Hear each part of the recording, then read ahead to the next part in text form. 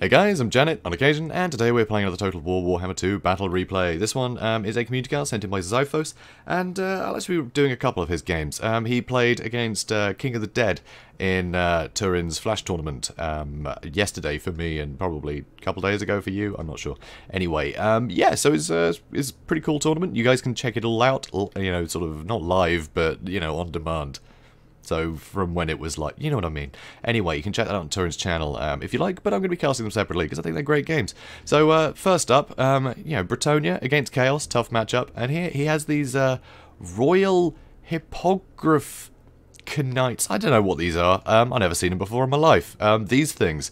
Anyway, they've got good armor-piercing damage, very good weapon strength, you know, alright charge bonus, alright combat stats, pretty quick. They're flying. They got some physical resist here, 20%. They cause terror, so I mean they got some things going for them. Blessing of the Lady, yeah, that's that. We know that already.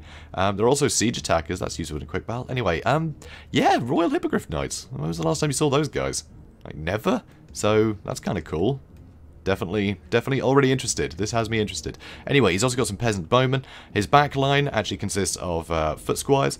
And foot squires, you know, 4 of them. They've got anti-infantry, anti-armor. They're going to be good against most Chaos frontline troops. Even if it's just like Chaos Marauders, they're going to do well because Chaos Marauders can't really get through the armor. So if it goes really wide, doesn't matter. Foot squires will deal with it. And if he goes with more elite stuff, then these guys will still trade fairly cost effectively. Whether they win or not is, you know, up for debate. But they're good. They're cost effective units in here. Also, a load of peasant mobs just to help muck up things in the front, slow things down a bit, allow for the cavalry to get more work in. And this trebuchet, that's right, there's also a field trebuchet. What is he doing? I don't know. It seems like crazy to me. Anyway, field trebuchet. Also, companions of Quinels. So these guys, you know, good shout, armor-piercing cavalry. I mean, they're the Regiment of Renown. What are they called? Questing Knights. So, great armor-piercing values. And they do have some physical resistance. So, that's pretty great. And immune psychology as well. So that's pretty cool. No terror from all the scary chaos things. Also, King Lewin Leonka, obviously fantastic. He has a Sword of Quran, which is going to be fantastic. If we have a look, minus 27 melee defense and a minus 30 armor. That is going to be huge for dealing with chaos units. You know, their melee defense, yeah, sometimes very high, sometimes not massively high, but whatever. You want to be able to hit them a lot more because they tend to be very stocky. But lowering their armor as well means you're going to be hitting them more and doing more damage, so it's a really good ability. He doesn't have the Shield of the Lion, I think it is. Shield of the Lion-Hearted or something. He doesn't have that, no point. The Lion's Shield. Is that right? Anyway, it's something to do with shields and lines. He doesn't have that. No real point for the, you know, having the missile resistance or the magic resistance. You may as well just save yourself. I think it's like 230 funds or something. So, yeah, he's just saved that. No need. So, Lewin, you know, absolute beast. Obviously, he can fly. It has terror. Does a lot of weapon, you know, has a lot of weapon strength, good combat stats. Great ability. Just great. Also, here you can see some Grail Knights. They're obviously a classic. You will know all about Grail Knights. The anti-large is going to get them a long way. Going to get a lot of damage in. They also have perfect vigor, immune to psychology, physical resist. They're just very, very good.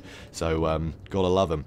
And, oh yes, and a Damsel of Life, so Earthblood to heal up groups of stuff, and Regrowth to heal up single models, well, single targets, I guess, single units, there we go. So, very nice. The Chaos Army, led by King of the Dead here. Marauder Horsemen, throwing axes, good armor piercing, and they can outrun a lot of the cavalry, so these guys can get a lot of work done on things like Grail Knights for very, you know, very cost effectively. Also, a ton of Chaos Warhounds of Poison. King of the Dead really likes his hounds. He really does. He has 4 of them. So these guys will obviously just tear through things like peasants. They can tear through peasant bowmen very quickly. The poison will help in any sort of engagement with cavalry involved because you want to do anything you can to debuff them. And poisoning will do that. So very handy. They're very nice units, very quick. They can run out of fights very quickly and they can run into fights very quickly. So a lot of utility. He also has a couple of halberds because of course he does. You got to have halberds against Bretonnia. Got to help, you know, defeat all that really good cav, basically. He also has a load of Chaos Warriors of great weapons. These guys, you know, the great weapons will help against the foot squires quite a lot. But, you know, on the charge, they're going to take a lot of damage from cav. But there is Kolek Sun Eater and a Dragon Ogre Shaggoth here that can obviously deal out a lot of punishment to cavalry. And there's also a Death Sorcerer, so, yeah, he's going to do a lot of work with Fate Immune and Spirit Leech. They are both very good spells for dealing with a lot of cavalry and single model things. But actually, Spirit Leech seems to be better at cavalry recently because it kills models rather than just damaging the whole unit like Fate Immune does, so it's actually more cost effective to get into an engagement and hit them with a Spirit Leech to start killing off, you know, just killing off knights basically. But anyway, speeding things up. You can see the Marauder Horsemen, they're moving around the side, so of course the Grail Knights are falling back, so they don't take any damage for no reason. So here, a bit of damage on the Chaos Warhounds. These other Chaos Warhounds are considering coming in, but you can see King of the Dead is just probing. But all the while, these Chaos Warriors with halberds are taking some damage from the Trebuchet, which I think is quite fun. Don't often see a Trebuchet in action, so that's pretty cool. Also, you know, Peasant Bowmen, they've got, you know, middling armor piercing, it adds up. So they're getting some damage into the Chaos Warriors that of course don't have any shields. Here though, the Hounds are going to come in because he doesn't want to have these guys get shot at. So the Hippogriff Knights are running in, the Foot Squires are running in, the Damsel is running in, everyone's running in. So over here, Peasants ran into the trees and it's baited all of these guys in. So now, Lewin's going to charge in and start laying the smackdown on some people. So that's nice. So Lewin's getting involved, because there's no heavy hitter around here. Sure, there's the missile damage, but he can regenerate a bit. He can take the odd axe, it's fine, he can just get out. But obviously, the peasant mob got completely demolished. But, you know, he lost half a unit of Chaos Warhounds there, so I'd say that's actually pretty good for Bretonnia. You know, peasants only cost 100. So here, these Chaos Warhounds are charging in. He's moving back the Grail Knights, because you can see the Kolek and the Shaggoth coming in. And, yeah, now, though, suddenly, beelines for the archers. And this was a really cool bait and switch. These guys coming in, seemingly in support. This is kind of cool, but it does look like he is going to try and press the advantage and charge in. But it means now the Foot Squires are going to keep these guys wrapped up. The Companions and Quenelles are going to get some charges into the units, sort of on the outskirts. Sort of Quran is proc, so all these guys have massive debuffs.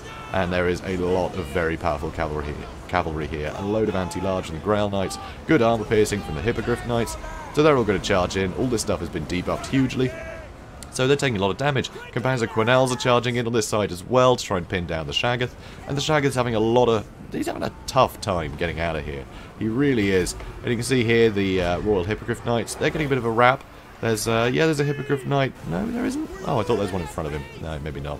So yeah, he gets away. But look at the damage these two have taken, just from that one attack. Hippogriff Knight's still pretty healthy, Lewin barely took any damage, Grail Knights are still pretty happy, Companions of Quenelles have taken some damage, but they did get Fate of Bunid a second ago, but they have been hit by regrowth, so they only lost 2 models, and now they're going to be basically on full health again. So that Fate of Bunid suddenly felt like a massive waste. This is not a cost-effective exchange for Chaos at all. And over here, the Foot Squires are all holding, totally fine. The Trebuchet is still firing, 28 kills, nothing major, but you see he has lost half a unit of halberds in terms of just health alone. So suddenly that's really good. Peasant mob, they're getting in here, try and deal with the Chaos Warhounds, good luck, but still, it is allowing the Peasant Bowman time to shoot into these guys. And here, the Shaggoth has been attacked once again. Lewin managed to cut him off. There's a Hippogriff Knight in front of him, so it's very difficult for the Shaggoth to get out of here. Very difficult indeed. The Hippogriff Knights have been Spirit Leeched, which will do a lot of damage actually. So now the Dragon Ogre Shaggoth is routing, which is pretty great. And Kolek is taking a ton of damage. And once again, the cavalry is in pretty good shape.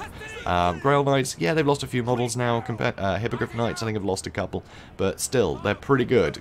You know, compared to Kolek and the Shaggoth, I'd say they're doing fantastically. Lewin, he's just going to be generating the whole time. Companions of Quenelles managed to catch out Kolek. So, bit of a mistake for Kolek to sort of run out in the open here. He should have been hiding within his units, really. You know, get to where his halberds are. But no, he's out in the open, and he's immediately attacked. And here the Chaos Warriors, they got taken out by Companions of Quenelles. They've just been yo-yoing back and forth.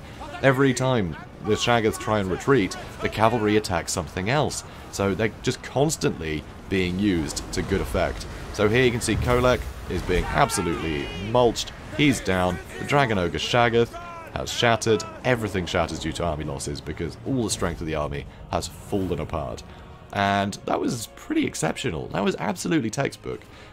Just King of the Dead just couldn't avoid the cavalry. The cavalry kept getting him because that was just such a just beautifully microed by Xiphos there. He was able just to constantly get cavalry to where they needed to be. So every time the Warriors of Chaos tried to get some respite, something else was being hurt because there wasn't anything to defend it. Because, yeah, Kolek and the Shaggoth, they're great counters. You don't want to run into infantry if they're nearby. But if you've just chased them off, yeah, it's fair game. Attack whatever you like. And Xiphos did that. He seized every opportunity to get damage in.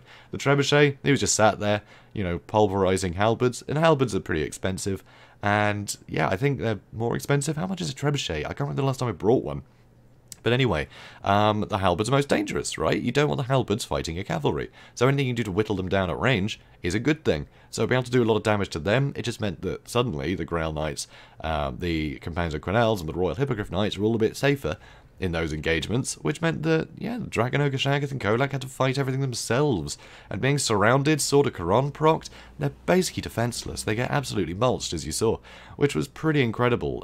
You know, the Maraud Horsemen, they weren't able to tip the balance enough, because, frankly, every time they were throwing axes in, there was an Earthblood on the group, so they were all surviving through that. So they didn't really have to worry about the axes, it's only the Shaggoths, which were massively outmatched and outgunned, because there was just so much in there dealing with them. And the Foot Squires, they were able to hold. They were able to hold the line, because, frankly, they had 4 units of Foot Squires, and there were only 3 units of Chaos Warriors of Great Weapons.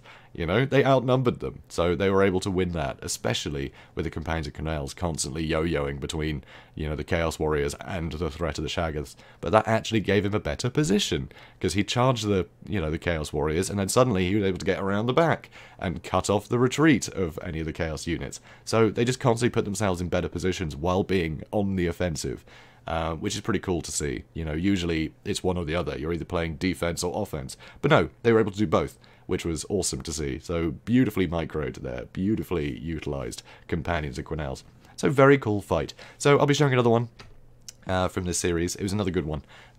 So I'll be showing that too. So guys, if you enjoyed this, please do comment, like, and subscribe. And I will see you in the next one. Have a good day, guys.